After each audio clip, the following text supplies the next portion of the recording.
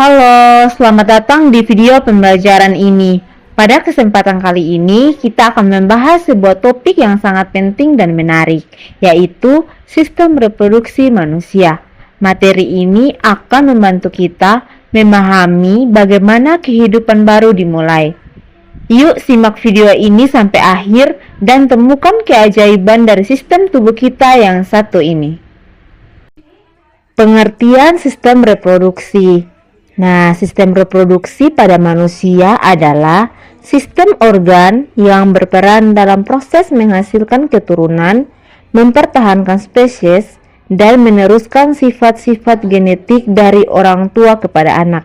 Sistem ini terdiri dari organ-organ reproduksi pria dan wanita yang memiliki fungsi dan struktur yang berbeda, namun saling melengkapi. Setelah kita memahami pengertian sistem reproduksi pada manusia, kita akan membahas lebih lanjut tentang sistem reproduksi pada pria dan wanita. Pertama-tama kita akan membahas lebih dulu tentang sistem reproduksi pada pria. Ayo kita simak penjelasannya. Untuk organ reproduksi pria itu organ reproduksi pada pria terdiri dari beberapa bagian penting yang bekerja sama untuk menghasilkan, menyimpan, dan mengalirkan sperma. Testis adalah organ utama yang berfungsi menghasilkan sperma dan hormon testosteron. Sperma yang dihasilkan di testis kemudian disalurkan ke epididymis, yaitu saluran kecil di atas testis tempat sperma disimpan dan mengalami pematangan agar siap untuk membuahi sel telur. Untuk sel matang, sperma akan bergerak melalui saluran reproduksi dan keluar dari tubuh melalui uretra. Uretra adalah saluran yang memanjang dari kandung kemih hingga ke ujung penis dan berfungsi ganda sebagai saluran keluarnya urin dan sperma. Walaupun kandung kemih bukan bagian langsung dari sistem reproduksi, letaknya sangat dekat dengan uretra sehingga keduanya berhubungan secara otomatis. Penis itu merupakan organ luar sistem reproduksi pria yang berfungsi sebagai alat kopulasi. Dalam penis terdapat jaringan erektil, yaitu jaringan yang terisi darah dan menegang saat pria mengalami rangsangan seksual. Ekresi ini penting untuk memungkinkan terjadinya hubungan seksual dan pengeluaran sperma ke dalam saluran reproduksi wanita. Jadi seluruh organ ini memiliki peran yang saling mendukung dalam proses reproduksi pria. Organ reproduksi pada wanita. Pertama ada vagina yang fungsinya sebagai saluran keluarnya darah menstruasi dan tempat masuknya sperma saat hubungan seksual serta jalan lahir bayi saat persalinan. Yang kedua ada serviks atau leher rahim yang fungsinya menghubungkan rahim dengan vagina dan sebagai jalan lahir saat persalinan serta saluran masuknya sperma. Yang ketiga ada rahim atau uterus sebagai tempat perkembangan janin selama kehamilan. Dinding rahim menebal untuk mempersiapkan implantasi embrio. Yang keempat ada ovarium atau indung telur yang fungsinya menghasilkan sel telur atau ovum dan hormon reproduksi seperti estrogen dan progesteron. Yang kelima ada tuba falopi atau saluran tuba yang fungsinya menghubungkan ovarium dengan rahim dan sebagai tempat terjadinya pembuahan atau fertilisasi antara sel telur dan sperma.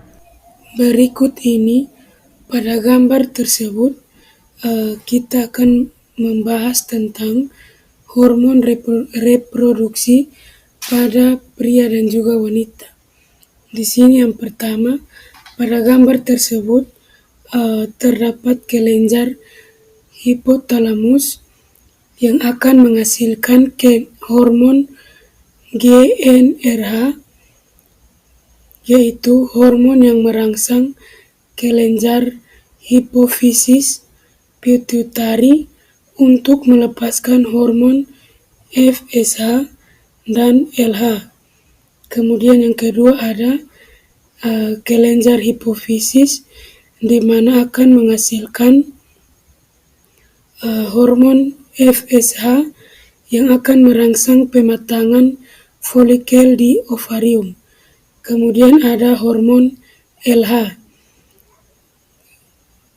akan memicu ovulasi dan pembentukan korpus luteum. Nah, yang berikut ada gambar ovarium. Di situ akan menghasilkan hormon estrogen di mana akan meningkatkan saat folikel berkembang atau pada fase folikular. Kemudian yang kedua ada hormon progesteron di mana akan meningkat setelah ovulasi atau fase luteal dan mempertahankan lapisan endometrium. Kemudian ada siklus hormon menstruasi di mana terbagi atas 3 fase. Yang pertama ada fase folikular yaitu terdapat hormon FSH dan estrogen yang akan meningkat. Kemudian tahap ovulasi di mana lonjakan LH memicu pelepasan sel telur. Kemudian yang ketiga ada luteal yaitu hormon progesteron yang meningkat. Dan yang berikut ada pada gambar yang sebelah itu menjelaskan tentang hormon reproduksi pada pria, di mana terdapat kelenjar hipotalamus juga yang akan menghasilkan hormon GnRH yang merangsang kelenjar pituitari. Dan yang kedua ada kelenjar hipofisis di mana akan menghasilkan menstimulasi proses spermatogenesis dan di tubulus seminiferus. Kemudian yang kedua ada hormon LH akan menstimulus untuk memproduksi testosteron. Dan yang ketiga ada testis di mana akan menghasilkan hormon testosteron yang berperan dalam pembentukan sperma. Kemudian ciri-ciri kelamin sekunder pria misalnya suara berat dan juga pertumbuhan rambut pada wajah. Berikutnya yaitu fertilisasi. Fertilisasi merupakan proses penyatuan antara sel sperma dari pria dan sel telur atau ovum dari wanita. Tempat terjadinya fertilisasi pada manusia adalah dalam tubuh falopi wanita atau ovidu. Berikutnya fungsi fertilisasi. Yang pertama, fertilisasi berfungsi untuk mengaktifasi ovum agar bisa memulai proses pembuahan.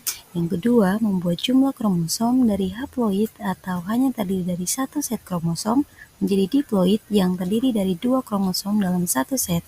Yang terakhir, menurunkan materi genetik pada anak. Sebelum proses pembuahan berlangsung, harus terjadi ovulasi terlebih dahulu. Ovulasi yaitu keluarnya sel telur dari ovarium atau yang dikenal dengan indung telur yang normalnya terjadi setiap bulan di dalam ovarium wanita. Ada banyak sel telur, namun dalam setiap bulannya ada satu sel telur yang berada dalam sebuah kantung yang dikenal dengan folikel yang dipersiapkan untuk menjadi matang. Setelah matang, sel telur akan keluar dari folikel sehingga terjadilah ovulasi. Sel berada di tuba falopi dan perlahan menuju rahim. Umur sel telur di dalam tuba falopi hanya 24 jam saja sehingga apabila tidak ada sperma yang membuahinya, maka ia akan mati dan kehamilan tidak akan terjadi. Setelah sel telur meninggalkan folikel, folikel dalam ovarium kemudian berkembang menjadi korpus luteum. Korpus luteum ini menghasilkan hormon progesteron yang bertugas menebalkan lapisan dinding rahim dengan nutrisi dan aliran darah sehingga siap sebagai rumah bagi sel telur yang sudah dibuahi. Jutaan sperma dihasilkan sekali dalam ejakulasi sesaat setelah sel sperma masuk pada mulut rahim. Sel sperma bergerak menuju rahim untuk mencari sel telur yang matang dan siap untuk dibuahi. Dari jutaan sperma yang dipancarkan, hanya beberapa yang dapat bertahan hidup mencapai indung telur dan hanya satu yang dapat mencapai dan hidup di dalam indung telur.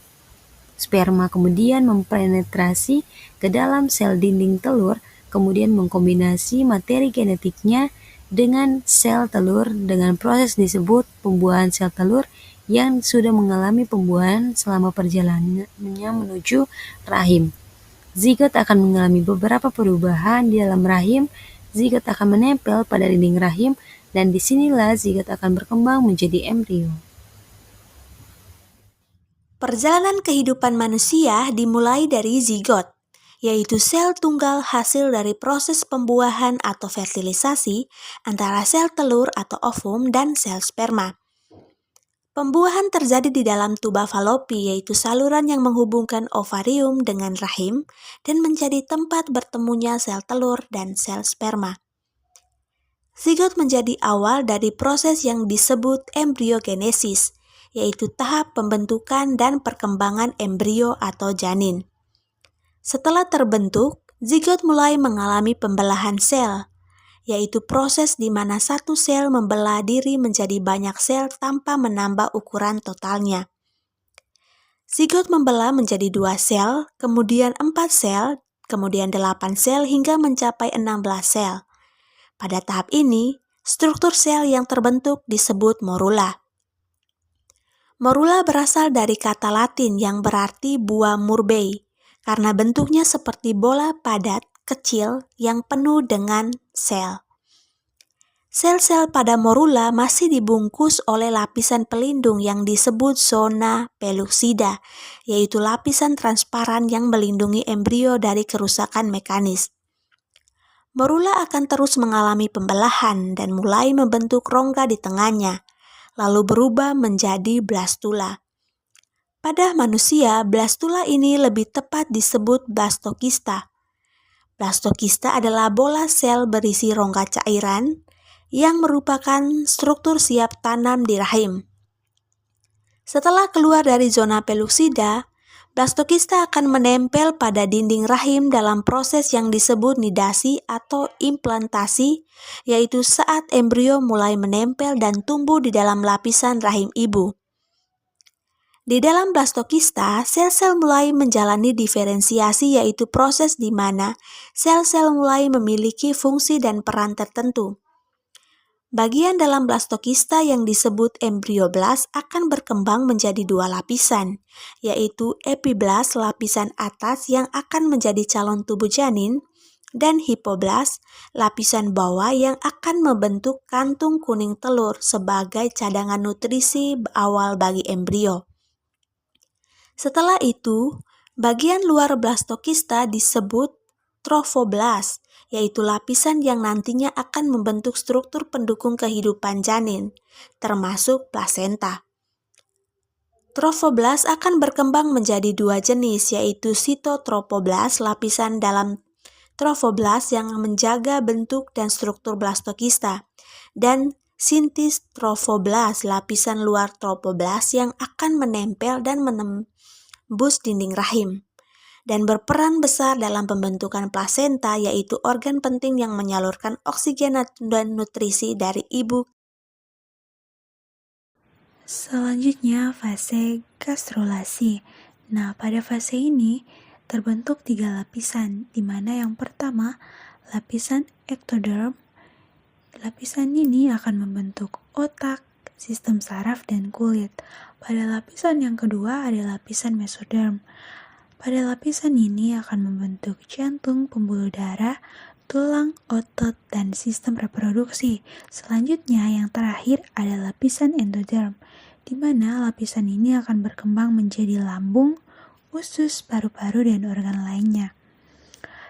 Yang selanjutnya adalah fase neurulasi. Fase ini merupakan organogenesis awal, yang dimana diawali dengan pembentukan lempeng neural pada akhir gastrulasi. Gombong neural akan berkembang menjadi sistem saraf pusat, yaitu otak dan sumsum tulang belakang. Proses organogenesis merupakan proses pembentukan organ pada tubuh janin. Perkembangan minggu ke-4 sampai ke-7 disebut dengan masa muda. merupakan masa terbentuknya jaringan dan sistem organ dari masing-masing lapisan Mudiga. Lapisan Mudiga adalah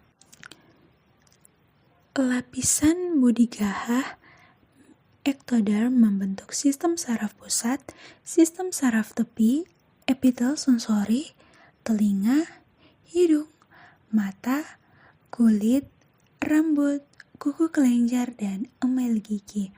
Selanjutnya, lapisan Mudigaha mesoderm. Lapisan ini membentuk jaringan otot, jaringan tulang rawan, jaringan subkutan kulit, sistem pembuluh, sistem kemih, limpa, dan korteks adrenal. Yang terakhir terdapat lapisan Mudigaha endoderm. Lapisan ini mulai terbentuk epitel saluran pencernaan, epitel saluran pernapasan, kandung kemih, epitel kavum timpani, dan tuba eustachius, tiroid, paratiroid, hati, dan pankreas.